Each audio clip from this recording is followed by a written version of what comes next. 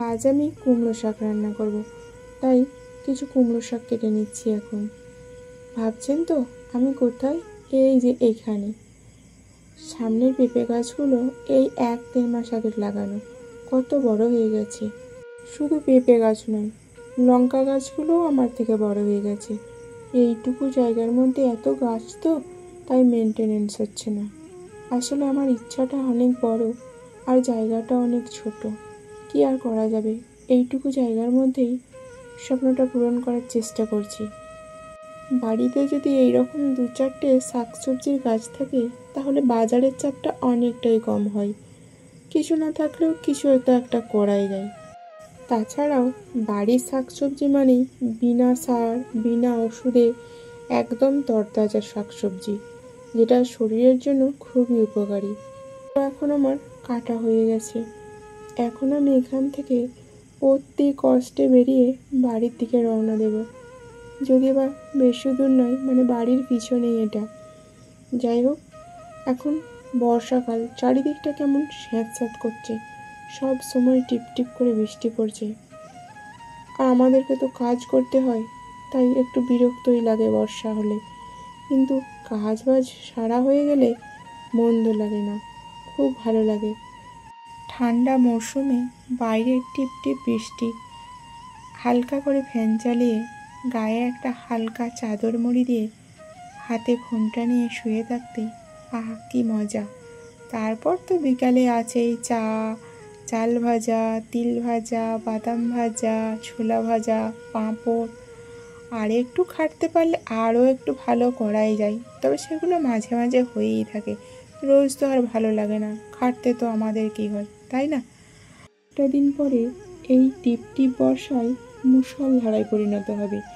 মাঠ ঘাট চারিদিক জলে থই থই করবে। আর সে কি অপরূপ দৃশ্য, আমি মুগ্ধ হয়ে যাই। আর সেই সময়তেই বাড়িতে হয় খিচুড়ি, বেগুন ভাজা, আলু ভাজা, ডিম ভাজা, পাঁপড়। না, সবগুলো একসঙ্গে হয় না, কোনো 2-1টা হয়েই থাকে আর কি। আমি এইভাবেই বর্ষাটাকে এনজয় করে থাকি। তবে সেই সময় একটা খারাপ লাগাও থেকে থাকে। সেই যে বর্ষায় চারিদিকে দেখতে পাই, শুনতে পাই বানভাসী মানুষদের হাহাকার, মন একটু ভারাক্রান্ত হয়ে যায় বটে।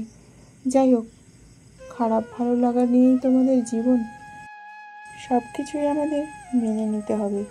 তো গল্প করতে করতে আমার সবজিগুলো কাটা হয়ে গেল। এখন আমি কিছু মশলা বেটে নেব। এখানে নিচ্ছি সরিষা, তারপর নিলাম জিরা, এখন নিচ্ছি পোস্ত, তারপরে নিলাম 3টে শুকনো লঙ্কা। এগুলো আমি একসঙ্গে বেটে নেব। দেখুন কেমন বর্ষা হচ্ছে, কি বিরক্তিকর না? মাঝে মাঝে বিরক্তও লাগে, আর যখন আরাম পাই, মানে বসে থাকতে পাই, তখন তো বেশ ভালোই লাগে। এখন আমার মশলাটা বেটে নেওয়া হয়ে গেছে। এখন উনানটা জেলে নিয়েছি। এরপর আমি কড়াইটা বসিয়ে দিলাম। এরপর দিয়ে দিচ্ছি সরিষার তেল। তেলটা ভালোভাবে গরম হলে এখন আমি কেটে রাখা বেগুনগুলো দিয়ে দেব। তারপর দেব অল্প পরিমাণে লবণ, হলুদ, বেগুনগুলো ভেজে নেওয়ার জন্য। এরপর নাড়াচাড়া করে আমি বেগুনগুলো ভেজে নেব। আর ঢাকা অবস্থাতেই, ঢাকা দিলে কিন্তু বেগুনটা গলে যাবে। তো সেই কারণে আমি ঢাকা না দিয়ে অল্প একটু নাড়াচাড়া করে বেগুনটা ভেজে নিয়ে এখন আমি তুলে নেব। এরপর আমি ওই তেলের মধ্যেই কুমড়ো শাকগুলো ছেড়ে দেব। অল্প একটু নাড়াচাড়া করব। শাকগুলো শেষের দিকেও দিলে হতো, কিন্তু শেষের দিকে দিলে অনেক বেশি সময় ধরে ফোটাতে হয়, তা না হলে শাক যে জল ছাড়ে তাতে তরকারির টেস্ট লস হয়ে যায়। তো সেই কারণে এখনই আমি অল্প তেলের মধ্যে নাড়াচাড়া করে কাঁচা ভাবটা দূর করে নিলাম। হালকা একটু ভাজা ভাজা হয়েছে, এখন আমি তুলে নিচ্ছি। এরপর কড়াইতে আবারও আমি তেল দিয়ে দিলাম। তারপরে দিচ্ছি এখন 5 ফোড়ন। এরপরে দিচ্ছি 2টা বড় সাইজের পেঁয়াজের কুচি। পেঁয়াজ কুচিটা অল্প একটু নাড়াচাড়া করে এখন আমি কুমড়ো শাকের ডাঁটা আর আলুটা দিয়ে দিচ্ছি। এরপর বেশ কিছুক্ষণ ধরে নাড়াচাড়া করব, যাতে খুব সুন্দরভাবে একটু ভাজা ভাজা হয়ে যায়, মানে কাঁচা ভাব না থাকে। তো তারপর আমি এখন দিয়ে দিচ্ছি লবণ আর হলুদ। এরপর দিয়ে দিচ্ছি শিলপাটায় বেটে রাখা এই মশলা। এরপর অল্প একটু বাটি ধোয়া জলও দিয়ে দিয়েছি।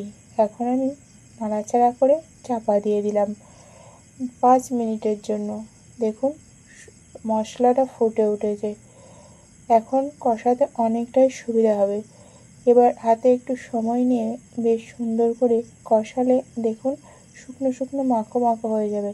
ঠিক সেই সময় পরিমিত জল দিয়ে দিতে হবে, যাতে এই আলু আর ডাঁটাগুলো খুব সুন্দরভাবে সিদ্ধ হয়ে যায়। এরপর দিয়ে দিচ্ছি ভাজা বেগুনগুলো, তারপরে দিলাম শাক। বেগুনগুলো আগে দিলে কিন্তু নরম হয়ে যেত, গলে যেত, তরকারির টেস্ট চেঞ্জ হয়ে যেত, সেই কারণে আমি এখনই দিলাম। এরপর শাকগুলো দিয়ে আমি এখন চাপা দিয়ে দিচ্ছি 10 মিনিটের জন্য। এই দেখুন ফুটে উঠেছে। এই অবস্থায় হালকা হাতে একটু নাড়াচাড়া করে দিতে হবে, যাতে ঝোলটা তলায় লেগে না যায়। আর একটা বিষয় হচ্ছে, একটু নাড়াচাড়া করলে একটু আলুগুলো গলে গলে যাবে আর মাখো মাখো ভাব হবে, দেখতেও অনেক ভালো লাগবে, খেতেও অনেক টেস্টি হবে। দেখুন রেসিপিটা আমার কমপ্লিট। সর্ষে পোস্ত দিয়ে কুমড়ো শাকের চচ্চড়ি কেমন হয়েছে বলুন তো দেখতে? অবশ্যই কমেন্ট করবেন। আমি জানি সবার বাড়িতেই এই রকম রান্না হয়েই থাকে, তবে অঞ্চলভেদে মশলার তারতম্যে স্বাদের তারতম্য হয়ে থাকে। তাই বলছি এই রকম করে একবার রান্না করে দেখবেন, অতুলনীয় স্বাদ। বন্ধুরা আজ তাহলে আসি, সুস্থ থাকবেন, ভালো থাকবেন। আবারও দেখা হচ্ছে পরবর্তী ভিডিওতে নতুন একটা রেসিপির সঙ্গে।